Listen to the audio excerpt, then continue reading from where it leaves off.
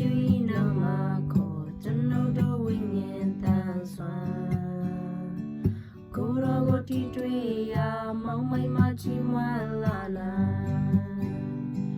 စာရနောက်ရှက်ခြင်းများနာမထောင်လျလူရှုသည်ဝိညာဉ်တောင်းလဲပြန်ချီးမွမ်းခြင်းပြန်တော်ပြန်ယေရှုဤနာမခေါ်ကိုယ်တော်နှင့်အစင်ဝမ်းမြောက်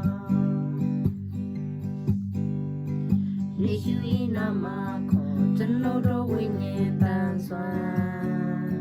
ကိုယ်တော်ကိုတီထွေရာမောင်မိတ်မချီးမွမ်းလာနိုင်စာရနောက်ရှက်ခြင်းများနာမ